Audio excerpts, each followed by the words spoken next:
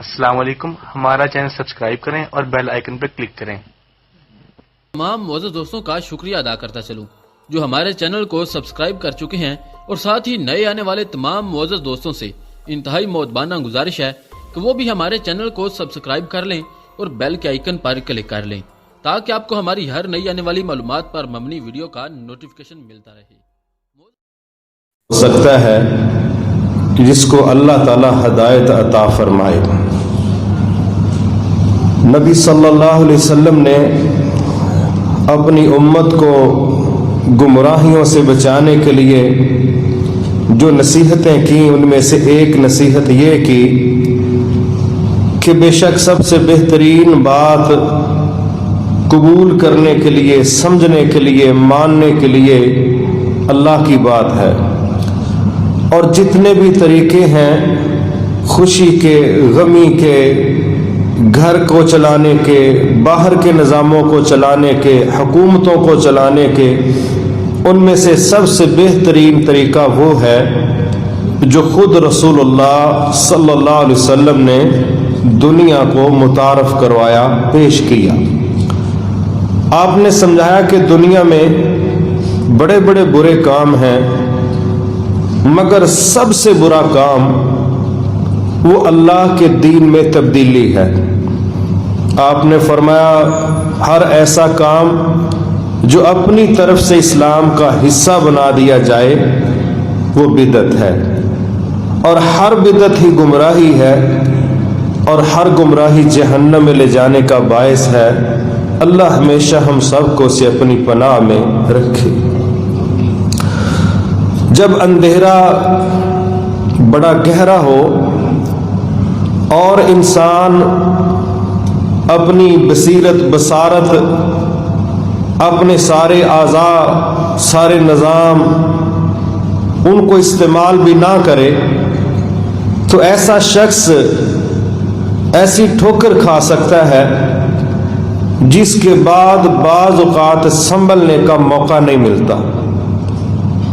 اور اگر حالات میں فتنے آئیں، پریشانیاں آئیں، انسان ہونے کے ناطے جتنی اس کی استطاعت ہے، اس کی بصیرت ہے، بصارت ہے، قوت ہے، وسائل ہیں، وہ ان کو بروئے کار لاتا ہے، محنت کرتا ہے، کوشش کرتا ہے، تو اللہ رب العزت ایسے بندے کو یقیناً کامیابیوں سے نواز ہی دیتا ہے۔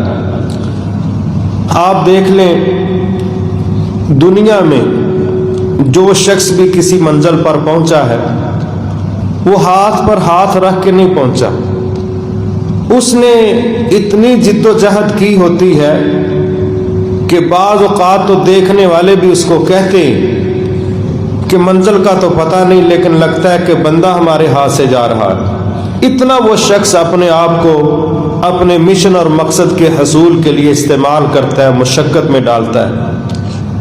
ایسے ہی جب فتنے چاروں طرف سے گھیر لیں تو ایسے حالات میں ہاتھ پر ہاتھ رکھ کے بیٹھنے والا شخص ناکام ہو جائے، فیل ہو جائے۔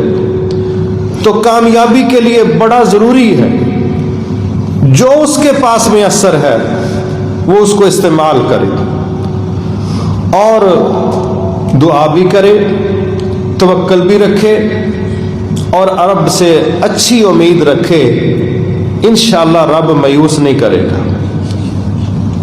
آج یہ محرم الحرام کا مہینہ ہو یا اس سے ہٹ کے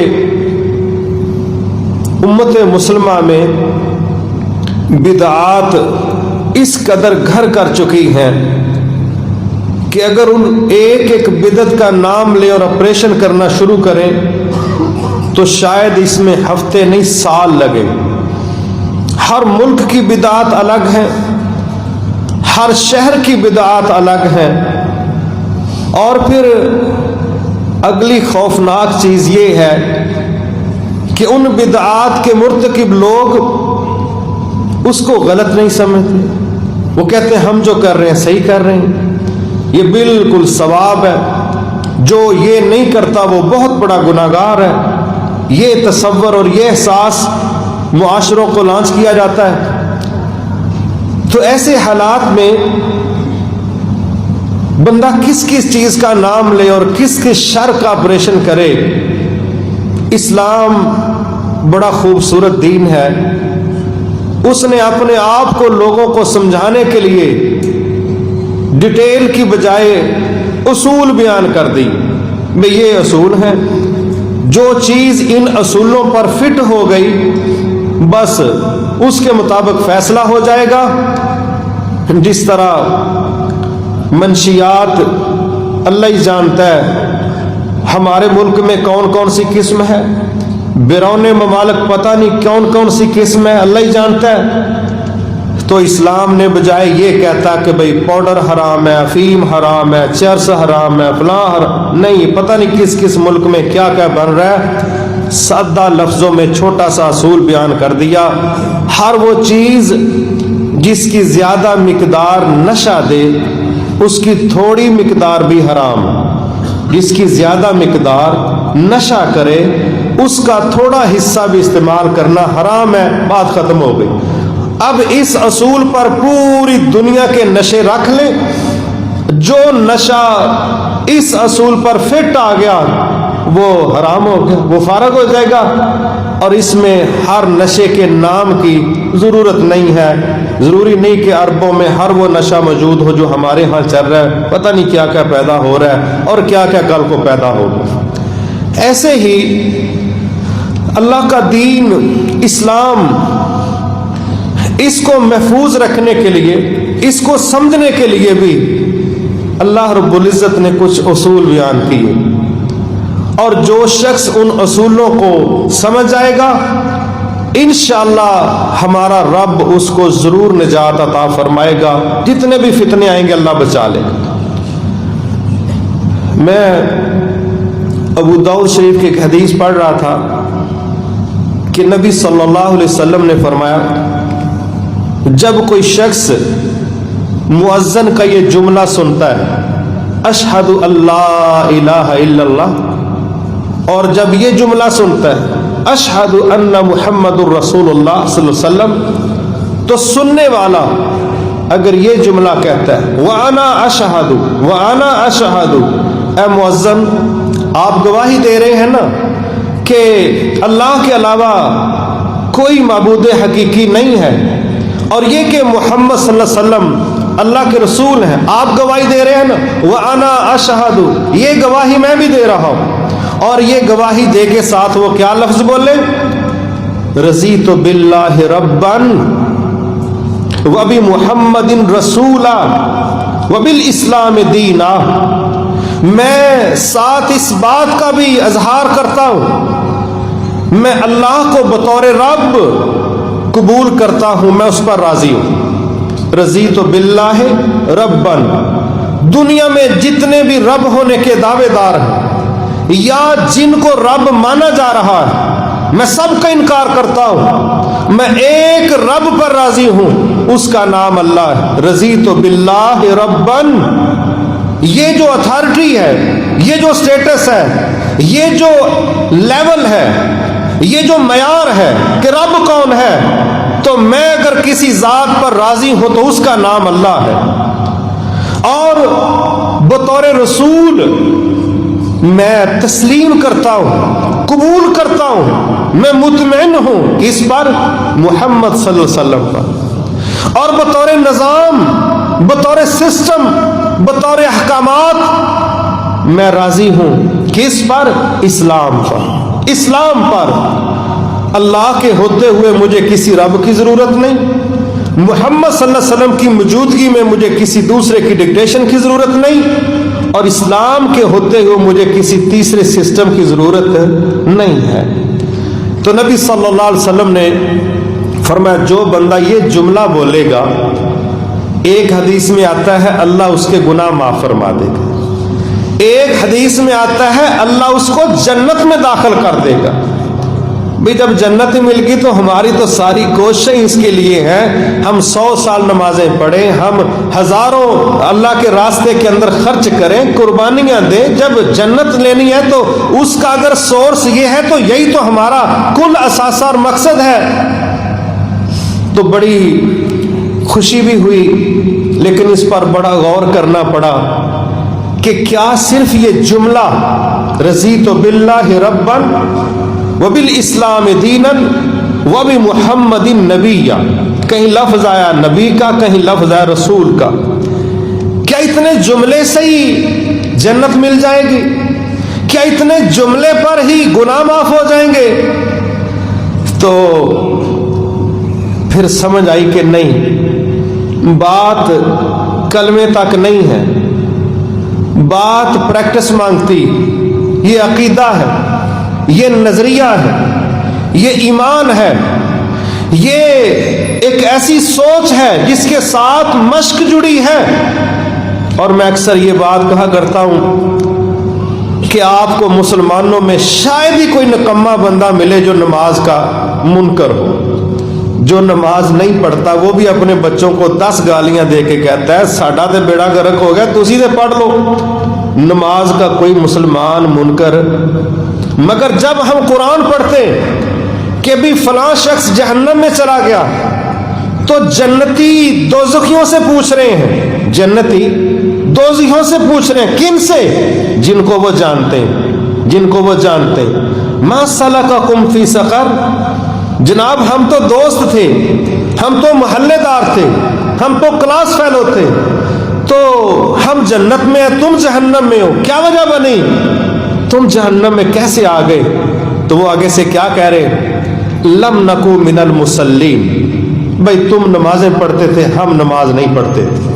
तो क्या समझ आई है? सिर्फ ये कहना कि नमाज पढ़ना बड़ी अच्छी बात है, पढ़नी चाहिए, इतनी बात पर निजात नहीं मिल रही, सजा मिल रही है, क्योंकि इस्लाम सिर्फ नजरिया नहीं, वो प्रैक्टिस भी मांगता है। एक बंदा कहता है ज़कात देनी चाहिए, बड़े लोगों की मदद होती है, ये बड़ा कमाल का काम है, जो नहीं देगा उसको जहन्नम में अजाब होगा, और देता नहीं, क्या बच जाएगा? नहीं बचेगा। उसकी मश्क चाहिए, उसका अमल चाहिए।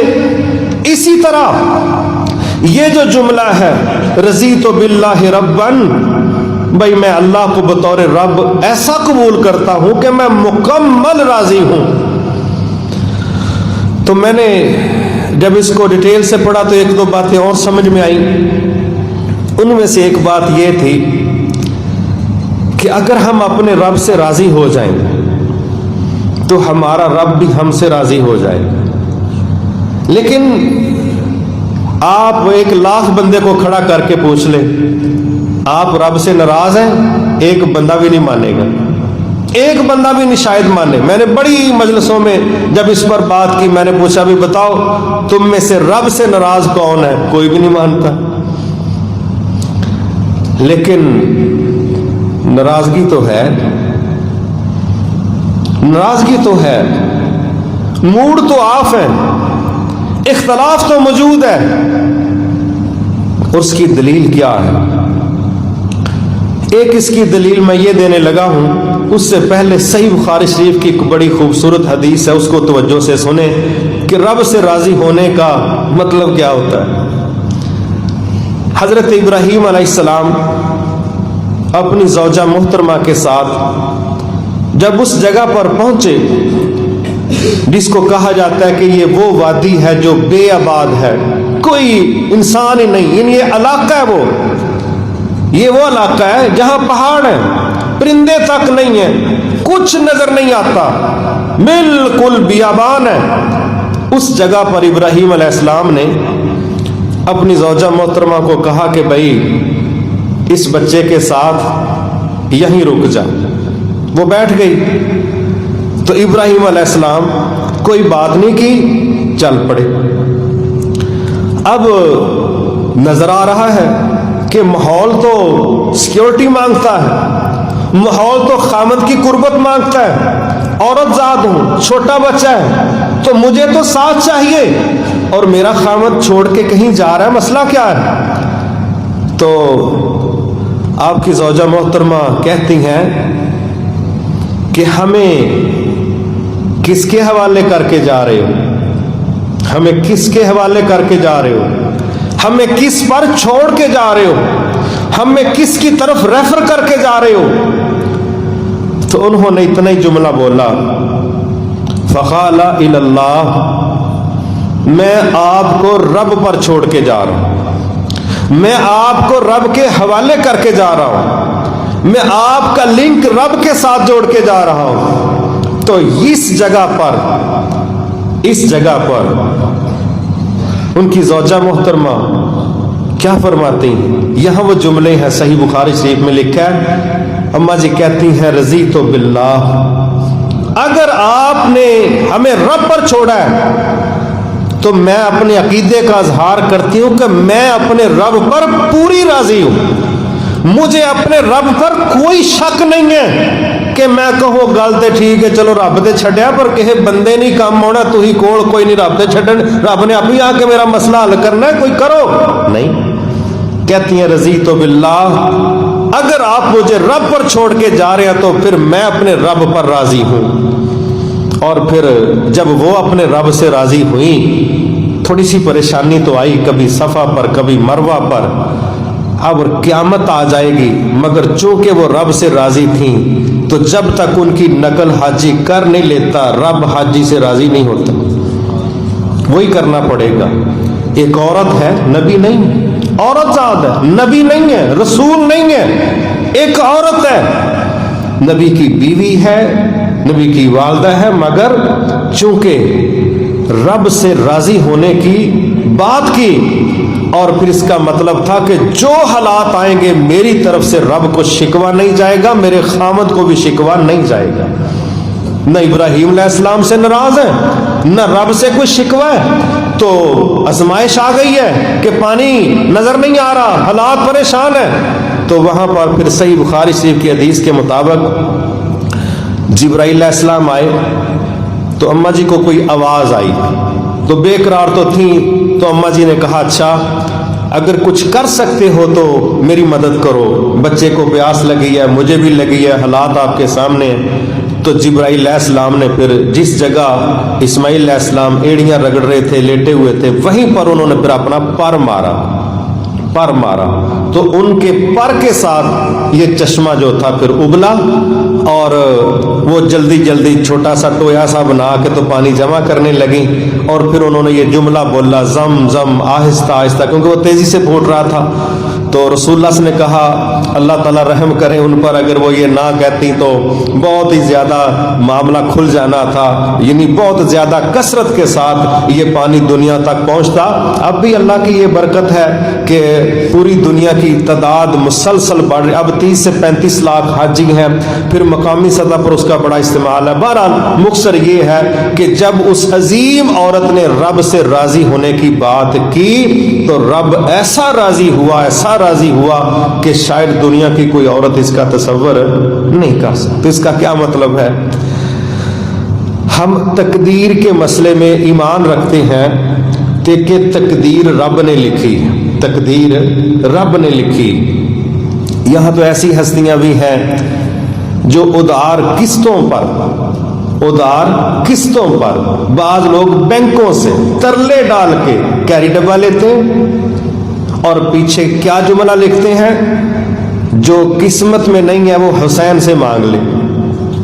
اپنی حالت یہ ہے کہ ادھار ترلے منتیں سود کے نظام سے ایک کیری ڈبہ لیا، اور اس کے پیچھے بھی یہ بات لکھی جا رہی ہے کہ رب نے جو تجھے نہیں دیا تو حسین سے مانگ لے۔ اور پھر ذہن کیا ہے کہ رب نے زیادتی کی ہے، رب نے ظلم کیا ہے، رب نے تیرے حقوق ادا نہیں کیے، تجھے وہ کچھ عطا نہیں کیا جو تجھے دینا چاہیے تھا، تجھے کمیوں میں رکھا، کمزوریوں میں رکھا۔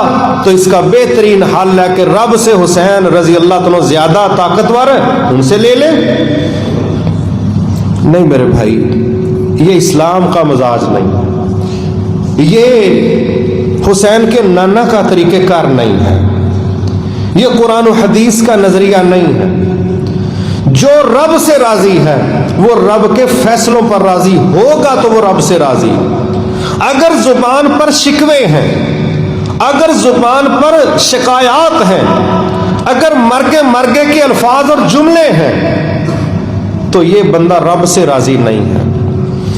میں شاید تھوڑی سی سخت بات نہ کہہ دوں، اللہ مجھے بھی معاف فرمائے اور اصلاح فرمائے، یہ جتنے جادو کر کے لوگوں کو ان کی سہولتوں سے نعمتوں سے محروم کرنے کا پروگرام رکھتے، یہ جتنے سازشیں کر کے دوسرے کی نعمتوں سے حسد کر کے ان کو چھیننا چاہتے ہیں، یہ رب سے راضی نہیں ہے، یہ رب کی تقسیم پر راضی نہیں ہے۔ رب جس کو جو چاہے دے دے، اگر ہم رب سے راضی ہیں تو ہمیں دوسروں سے حسد جچتا نہیں ہے۔ اگر ہمارے سینے دل حسد سے بھرے ہوئے ہیں اور یہی سوچ ہے کہ اس کے پاس یہ کیوں ہے، یہ چھن جائے اور مجھے مل جائے، بھئی دینے والا تو اللہ ہے۔ اللہ نے تو یہاں تک ایک بات سمجھائی، کہا مسلمانوں کی اگر پریشانی نہ ہوتی کہ یہ بھی بیچارے ڈسٹرب ہو جائیں گے تو کفار کو، کن کو؟ کفار کو میں ان کی چھتیں، ان کے بیڈ، ان کی سیڑھیوں کی ریلنگ، ان کے دروازوں کی چگاٹھیں، اللہ کہتا ہے یہ میں سب سونے اور چاندی کے بنا دیتا۔ کن کے؟ کافروں کے۔ لیکن مسئلہ یہ تھا اگر یہ میں کر دوں تو خطرہ یہی ہے کہ مسلمان بھی بیچارے نہ کہیں کہ زندگی تے نہ دی ساڈی کادی زندگی، مر کے نمازاں بھی پڑھیاں، تہجداں بھی پڑھیاں، ٹکر بھی پورا نہیں ہون ڈیا، ساڈا کرے کادا دین نہیں۔ اللہ نے کہا بس کہہ لیں کہ ان کو فتنے سے بچانے کے لیے میں نے یہ کام نہیں کیا، ورنہ میرے نزدیک ان کی کوئی حیثیت نہیں ہے، یہ میں کفار کو زیادہ دیتا۔ تو پھر کیا کرتے ہم؟ اچھا یہ بھی بڑی عجیب بات ہے، مجھے کوئی ایسا بندہ نظر نہیں آیا جو کافروں سے حسد کرتا ہو۔ حسد سگے بھائیوں سے کرتے ہیں، حسد کزنوں سے کرتے ہیں، حسد اپنے رشتہ داروں سے کرتے ہیں، حسد پڑوسیوں سے، حسد کلاس فیلو سے، کلمہ پڑھنے والوں سے، ایک صف میں نماز پڑھنے والے حسد کرتے ہیں۔ کوئی بندہ مجھے نہیں ملا جو کہے مینوں دلی دے ہندو تو بڑا ہی حسد ہے یار، اس کو 6 گڈیاں نے تے میرے کو موٹر سائیکل۔ میں نے کوئی ایسا حسد کرنے والا سنا ہی نہیں۔ کیسا حسد ہے؟ اپنوں کے خلاف کھڑا کر کے، اپنوں کے خلاف۔ تو بھائی رب کی طرف سے جو حالات آ جائیں ان پر صبر کرنا، شکوے نہ کرنا، رب کے خلاف نہ چاہتے ہوئے ایسے جملے بیان نہ کرنا کہ جو رب کے سسٹم پر تنقید کا باعث بنے۔ کتنے لوگ ہیں ایسے کسی کی وفات پر ایسے ایسے جملے بول دیتے ہیں کہ بندہ کہتا ہے یار تم یہ کہنا چاہتے ہو کہ اس کے مرنے کا وقت صحیح نہیں ہے؟ بھئی اللہ نے سب کے مرنے کا وقت لکھا ہے اور جو اس کا فیصلہ ہے وہ صحیح ہے۔ تو رضیت باللہ ربن کا مطلب یہ ہے کہ میرا رب جو فیصلہ میرے متعلق کرتا ہے میں تمام فیصلوں کو خوشی سے قبول کرتا ہوں، مجھے اپنے رب کے کسی فیصلے سے کوئی اختلاف نہیں ہے۔ ایک چیز تو یہ ہے جیسا کہ اماں جی نے کیا کہ ہمیں پرواہ نہیں ہے کہ وقت آنے والا کیسا ہے، میرا رب مجھے ضائع نہیں کرے گا۔ دوسری چیز، ایک دکاندار سے ایک گاہک کوئی چیز لیتا ہے، مسلسل لے رہا ہے، 6 ماہ بعد، سال بعد وہ دکان چھوڑ کے دوسری دکان پر جاتا ہے۔ بھئی کیا وجہ، کیا مسئلہ ہے بھئی، ہمیں کیوں چھوڑ گئے؟ کوئی وجہ بیان کرے گا نا، یا کہے گا آپ کے ریٹ صحیح نہیں، یا کہے گا کہ مجھے اس سے زیادہ سستا ملتا ہے، یا کہے گا آپ میرے ساتھ فراڈ کر، کوئی وجہ تو ہوگی۔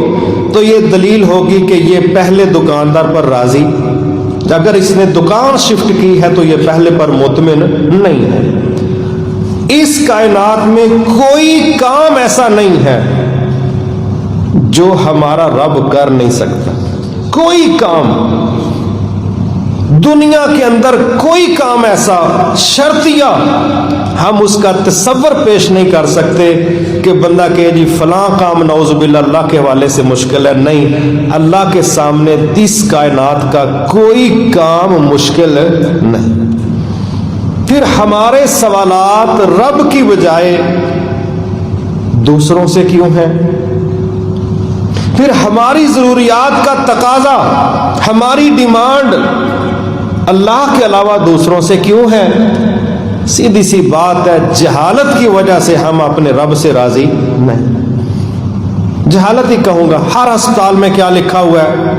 وَإِذَا مَرِضْتُ فَهُوَ يَشْفِينِ، جب بھی میں بیمار ہوتا ہوں تو مجھے شفا کون دیتا ہے؟ हर अस्पताल में लिखा हुआ, हर डॉक्टर ने लिखा हुआ है, सीनरीज बनी है, बड़ा कुछ बना है। और अल्लाह ताला रहम फरमाए, कितनी दुनिया है जो शिफा लेने के लिए वो छल्ले कड़े धागे पहनती है जिनसे अल्लाह के रसूल ने मना किया। अगर हम रब पर राजी हैं, हमें पता है कि हमें बीमारी में शिफा अल्लाह ने देनी है, तो फिर अल्लाह के रसूल ने हमें समझाना है कि अल्लाह किस तरह शिफा देता है। तो ये छल्ले कड़े धागे सिपियां मूंगे ये सब शिर्क है, बचो इनसे। तो जो रब से राजी होगा इंशाअल्लाह इन चीजों से वो परहेज करेगा, बचेगा। जिंदगी मौत अल्लाह के पास है, रिज्क में कमी बेशी की अथॉरिटी अल्लाह के पास है, किसी दूसरे के पास नहीं है। तो जो रब से राजी होगा वो रब के काम किसी दूसरे को नहीं कहेगा, क्योंकि उसका इल्म बताता है कि रब के अलावा ये काम कोई करने की पोजीशन में है ही। अभी कल एक तस्वीर लगी हुई थी, कोई बुजुर्ग थे, अल्लाह ताला रहम फरमाए, सब पर ही माफ फरमाए। तो कोई उनसे कोई बात करना चाह रहा था, तो वो बाबा जी इसको कह रहे थे नेड़े हो के गल कर, उथों नहीं सुनदी मैनू। तो किसी ने नीचे तंजन लिख दी थी कि हुण ते एडी नेड़ियों नहीं सुनदी, तो अज फौत हो जा, 10,000 किलोमीटर तो भी तेरे पैरोकार कहणगे साडी आवाज जान डई, हुण कोल बैठे तेन आवाज नहीं आउंदी पई। जब ये फौत हो जाएगा तो ऐसी सर्विसेज इसको मुहैया आएंगी कि पूरी दुनिया में जहां मर्जी बैठा इनका पैरोकार कहे कि जो मेरा मसला है तो बुजुर्ग गल कर छड़नगे, हुण कहंदा मैं नेड़े आके गल कर। ये कौन सी सलाहियत है जिंदगी में है, कोई नहीं, फौत होने के बाद पैदा हो जाती। ये पता नहीं कौन सी सलाहियत है, जिंदगी में एक जुबान आती है, फौत होने के बाद सारी जुबानें आती हैं। हमें नहीं इस कैटेगरी किया, इस टेक्निक की हमें नहीं समझ आई ये होता क्या है।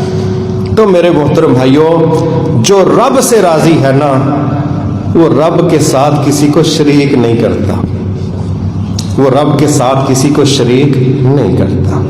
शिर्क होता ही उस वक्त है, शिर्क बंदा करता ही उस वक्त है, शिर्क की तरफ बंदा जाता ही उस वक्त है जब वो अपने रब पर मुतमिन नहीं होता बवजह अपनी जहालत, क्योंकि रब के पास किसी तरह की कोई कमी का मसला नहीं, कोई नक्स, कोई ऐब, कोई जुल्म, कोई बेइंसाफी रब के साथ मंसूब नहीं की जा सकती।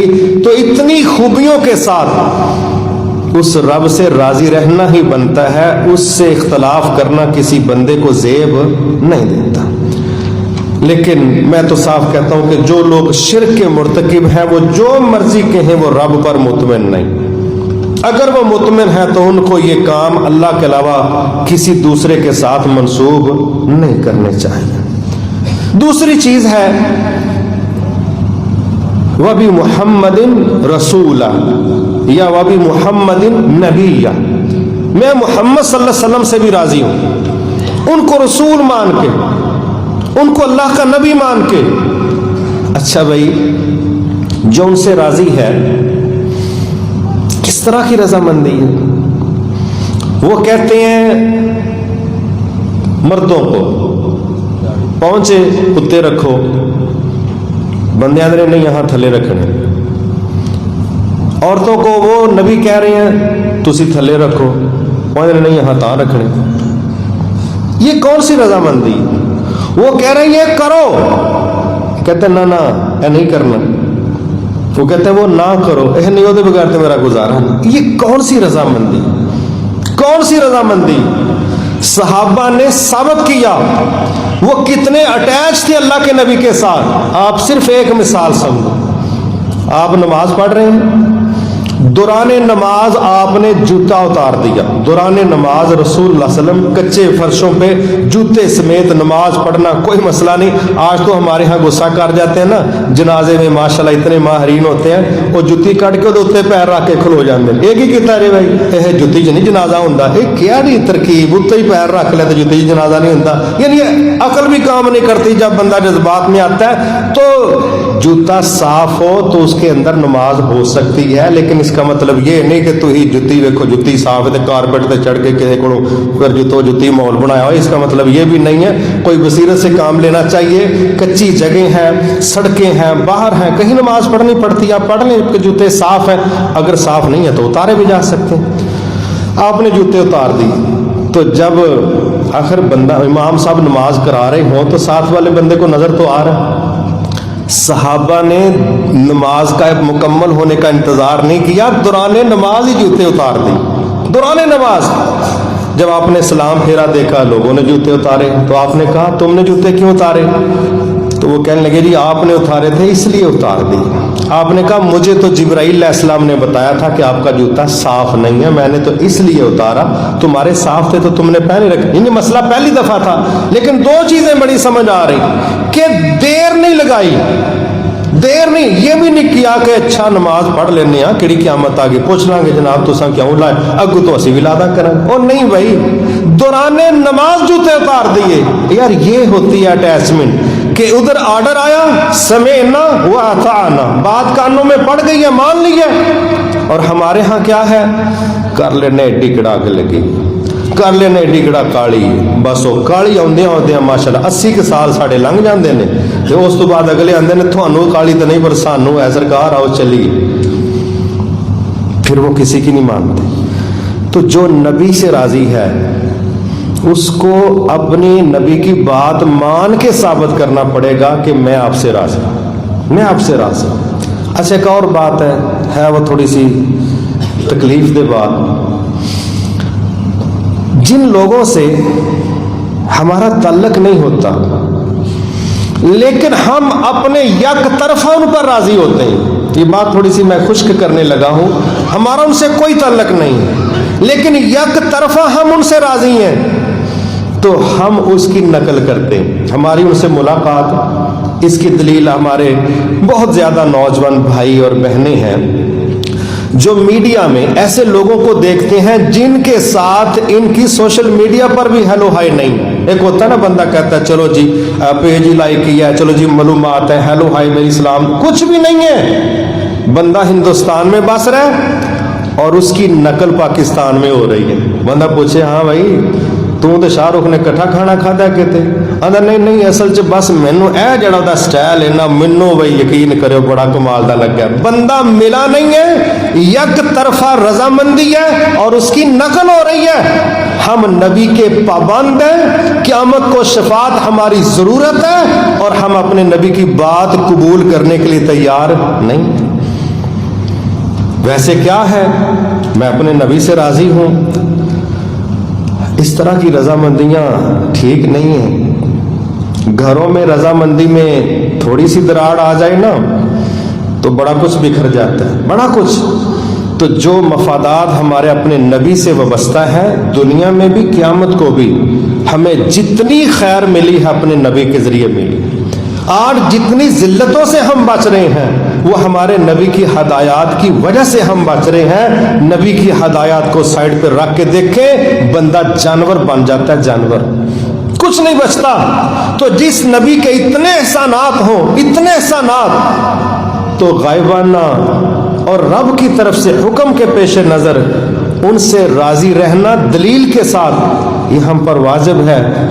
अगर कोई अपने नबी से राजी हो तो फिर वो फिरका नहीं बनाएगा।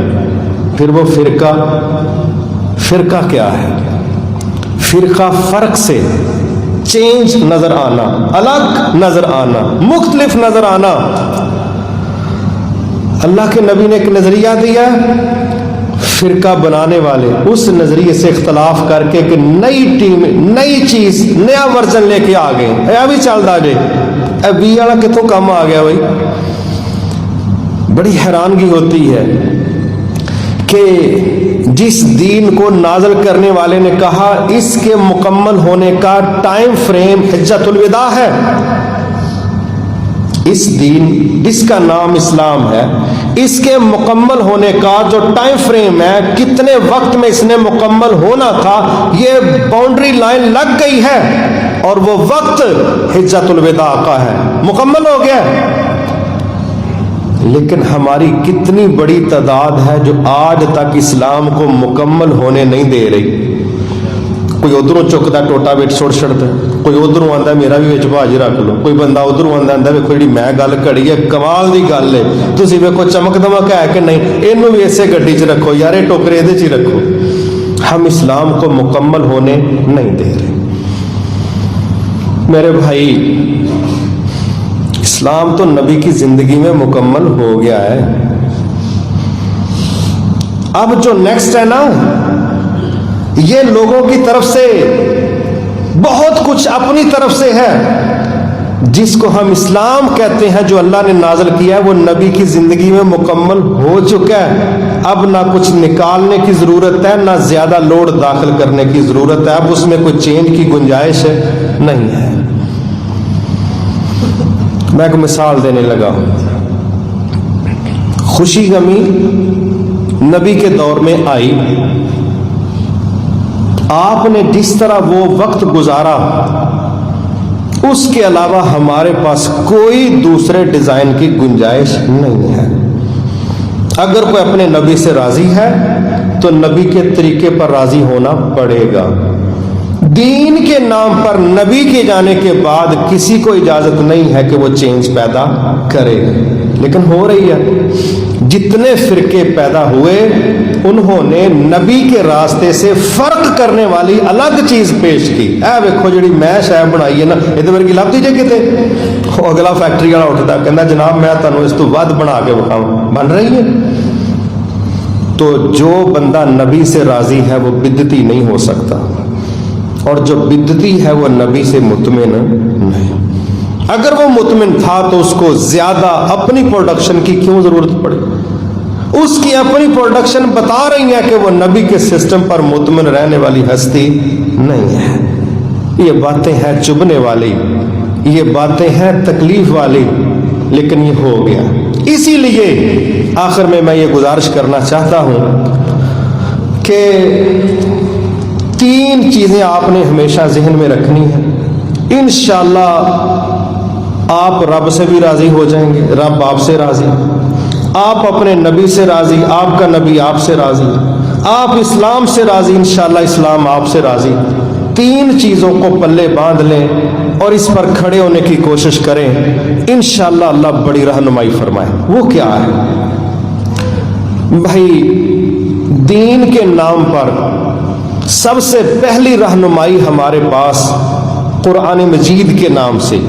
قرآن مجید ایک سب سے بہترین سورس ہے، ذریعہ ہے، ماخذ ہے رہنمائی کا، کہ ہم نے دین کے نام پر کہاں سے کیا وصول کرنا ہے.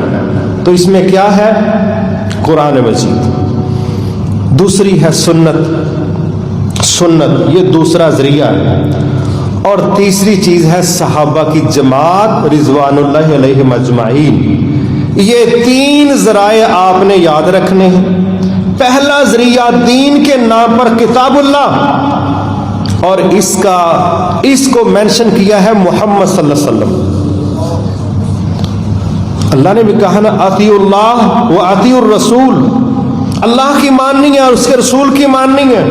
اور کہیں لفظ بولا ما انزل اللہ، جو ہم نے نازل کیا، وما آتاکم الرسول فخذوا، جو میرا رسول دے اس کو لو. پہلا ذریعہ ہے کتاب اللہ، دوسرا ذریعہ ہے سنت رسول اللہ، اور تیسرا سورس رہنمائی کے لیے کہ بڑے فتنے ہیں، بڑا اندھیرا ہے، بڑی جال سازیاں ہیں، کیا کریں؟ وہ صحابہ کی جماعت ہے. اور یہ بات کی ہے خود رسول اللہ صلی اللہ علیہ وسلم نے. آپ نے جملہ بولا، آپ نے فرمایا میرے جانے کے بعد تم بڑے فتنے دیکھو گے، بڑے فتنے، نت نئے ڈیزائن ہوں گے، لیکن میں تمہیں نصیحت کرتا ہوں، تم نے ایک تو میری سنت کو پکڑنا ہے دانتوں کے ساتھ. نواجز کے الفاظ استعمال کیے، دانتوں کے ساتھ. جس طرح بندہ آخری زور نہیں لگاتا کہ دانتوں میں رسی دبا لیتا ہے، ہاتھوں سے بھی پکڑتا ہے کہ چھوٹنے نہ پائے. اللہ کے نبی کہتے ہیں دانتوں کے نیچے دبا لینا، مضبوطی سے اس کو پکڑ لینا. کس کو؟ ایک میری سنت کو، دوسرا میرے صحابہ. ان کے لیے آپ نے 2 لفظ بولے. ایک لفظ بولا راشدین. وہ رشد و ہدایت والے، مہدیین، ہدایت یافتہ ہیں. یہ 2 ڈگریاں رسول اللہ نے دے کے فرمایا میرے صحابہ کی جماعت ہدایت یافتہ ہے، وہ رشد پر قائم ہے، حق پر کھڑے ہیں. کہا میرے ہدایت یافتہ صحابہ کی جماعت، ان کا جو طریقہ فتنوں میں ہے، حالات میں ہے، جو یہ کرتے تھے، ایک اس کو پکڑ لینا، دوسرا میرے طریقے کو پکڑ لینا، تو تم کبھی گمراہ نہیں ہوگے۔ آج جتنے لوگ گمراہ ہوئے ہیں، آپ نے صرف ایک چیز ذہن میں رکھنی ہے، ہو سکتا ہے آپ کو کہیں کڑوی کسالی سننے کو ملے، جب بھی کوئی کیس آپ کے سامنے آیا آپ نے صرف اتنا پوچھنا ہے، کیا یہ کتاب اللہ میں ہے؟ جی کوئی نہیں۔ کیا یہ کسی حدیث میں ہے؟ جی کوئی نہیں۔ کیا یہ صحابہ نے کیا ہے؟ جی کوئی نہیں۔ پھر ایسی کیوں کریے؟ بس اس کے بعد وہ غصہ کر جائے، تو فلانے کو بہنا ہے، تیرا دماغ ہی خراب ہے، تو انہوں پتہ ہی نہیں لگتا، تو انہوں بزرگاں دی قدر ہی نہیں، تو اڈا پھر جو اس کے منہ میں آئے گا پھر اس نے اپنا جواب پڑھا۔ تو میرے بھائی، بہترین مکمل حق حل یہ ہے کہ اسلام اللہ کے رسول صلی اللہ علیہ وسلم پر نازل ہوا، وہ آپ کی زندگی میں مکمل ہو چکا ہے۔ اگر اس دور کے لوگ اتنے اسلام پر عمل کر کے جنتوں کے مالک بن چکے ہیں، قیامت تک جو شخص جنتوں کا مالک بننا چاہتا ہے اس کے لیے اتنا ہی دین کافی ہے جتنا اللہ کے نبی کے دور میں نازل ہو چکا ہے، اس کو نئے دین کی کوئی ضرورت نہیں ہے۔ لہذا یہ جتنے بھی فتنے ہیں ان کا ایک ہی حل ہے، اللہ کے لیے اس کو ضرور کمپیریٹیو اسٹڈی میں لے کے آیا کریں کہ جو کام اس وقت چل رہے ہیں، ہر گروہ کہتا ہے ہم حق پر، ہر جماعت کہتی ہے ہم جنتی ہیں، ہر جماعت یہ کہہ رہی ہے دوسرے منافق بھی ہیں، کافر بھی ہیں، جہنمی بھی ہیں۔ ہمیں کسی کو مقرر متعین فکس کر کے نہ ہم کسی کو منافق کہہ سکتے ہیں، نہ کافر کہہ سکتے ہیں، نہ جہنمی کہہ سکتے ہیں، یہ اللہ تعالیٰ کے معاملات ہیں، متعین کر کے تکفیر نہیں کی جا سکتی۔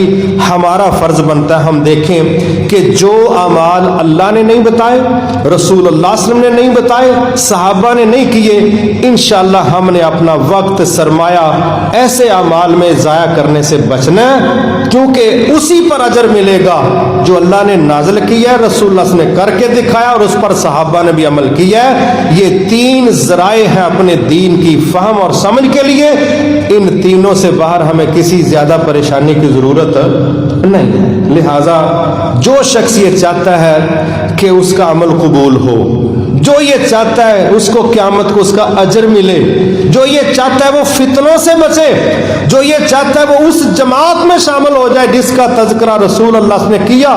ترمذی شریف کی واضح حدیث ہے، آپ نے جب یہ کہا کہ پچھلی امتیں 72 گروہوں میں تقسیم ہوئیں اور میری امت 73 فرقوں میں بٹے گی، سوائے ایک کے سب جہنم میں جائیں گے، تو جب پوچھا گیا ہے وہ ایک کون سی ہے، آپ نے فرمایا ما انا علیہ و اصحابی، جس منہج پر، نظریے پر، عمل پر، سوچ پر میں اور میرے صحابی ہیں، جو جماعت اس طریقے پر چلے گی انشاءاللہ وہ بخشی جائے گی۔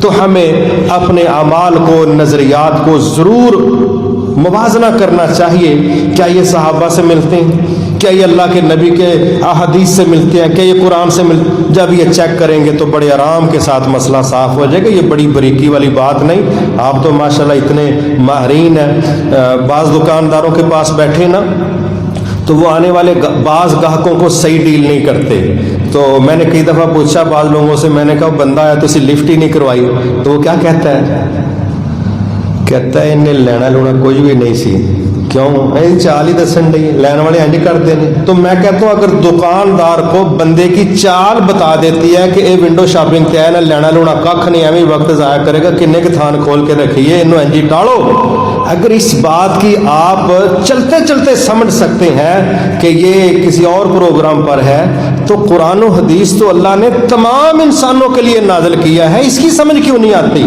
یہ کتنا پیچیدہ کام ہے، تو اللہ کے لیے تھوڑی سی توجہ کیجئے۔ آپ خود، میں بار بار کہتا ہوں سیلف سٹڈی کیجئے، آپ مطالعہ کریں، پڑھیں، دھوکہ دینے کے دور ختم ہو چکے ہیں، اس وقت بہت خالص قسم کا دین اللہ کے فضل سے عربوں میں موجود ہے، اور یہ جو مغربی ملکوں میں لوگ مسلمان ہو رہے ہیں، چونکہ یہ کسی کے پیچھے لگنے کی بجائے یہ قرآن و حدیث کا خود مطالعہ کرتے ہیں، موازنے کرتے ہیں، تحقیقات کرتے ہیں، آپ ان کو بھی اکثر قرآن و حدیث پر دیکھیں گے۔ عرب لوگ بھی جو عقیدے اور نظریے پر کھڑے ہیں وہ قرآن و حدیث کا زیادہ بیڑا گرک ہمارے برے صغیر میں ہی ہوا ہے کہ ان لوگوں نے قرآن و حدیث کو ایک منصوبے کے تحت سائڈ پر کیا اور اپنی کتابیں بنا کے لوگوں کو کہا قرآن نہیں تمہاری سمجھ میں آنا اس کو پڑھو، تو اس نتیجے پر لوگوں کو قرآن و حدیث سے دور کیا، اس کے نتیجے میں فرقے بھی پیدا ہوئے، جہالت بھی پیدا ہوئی اور لوگ اصل دین سے پیچھے بھی ہٹے۔ آج آپ انشاءاللہ طے کر لیں کہ میں نے قرآن و حدیث سے اپنی رہنمائی لینی ہے، اور یہ اتنا آسان ہو گیا۔ سادہ سا لڑکا ہے، کلین شیو، چھپا برادری کا کوئی لڑکا ہے کراچی کا، اس نے ایک اپلیکیشن اسلام 360 کے نام سے بنائی ہے، تو دنیا میں وہ اس وقت ایک مقام رکھتی ہے، تو آپ سمجھ لیں کہ 50 لاکھ لوگ اس اپلیکیشن کو اپنے فون میں ڈاؤن لوڈ کر چکے ہیں، اور آپ نے صرف اس کو اتنا کہنا ہے کہ فلاں مسئلے پر مجھے آیات چاہیے، اس نے لائنیں لگا دینی ہیں، آپ نے کہنا مجھے حدیث چاہیے، اس نے اتنی حدیثیں دینی ہیں کہ آپ نے کہنا انہوں تے پڑھن نہیں مہینہ چاہیے۔ اتنا آسان ہو گیا، آپ مسئلہ پوچھیں اس کے اوپر رکھ کے تو انشاءاللہ لاکھوں لوگ فائدہ اٹھا رہے ہیں۔ تخریج لکھی ہوئی ہے حدیثوں کی، سند کیسی ہے، حوالے کیسے ہیں، راوی کون سے ہیں، اللہ نے اتنی آسانی کر دی ہے۔ اب عمل کرنے والوں کے لیے مسئلہ ہے کہ انہوں نے کرنا یا نہیں کرنا، باقی علم کی کوئی کمی، وہ فراڈ کا، دھوکے کا، جس طرح مارکیٹ میں پتہ چل جاتا ہے نا، یہ نمبر 1 نمبر چیز ہے، 2 نمبر اچھا پتہ چل جاتا ہے، تو آپ توجہ دیں، انشاءاللہ فرقہ بازی سے بچ جائیں گے، اپنے اعمال اور وقت اور انویسٹمنٹ کو ضائع کرنے سے بچ جائیں گے، اور ہمارا رب ہمیں وہ نجات پانے والی جماعت میں کھڑا کرے گا جو اللہ کے نبی کے طریقے پر تھی اور نبی کے صحابہ کے طریقے پر تھی۔ اسی میں ہماری بچت ہے۔ وما توفیقی الا باللہ العلی العظیم۔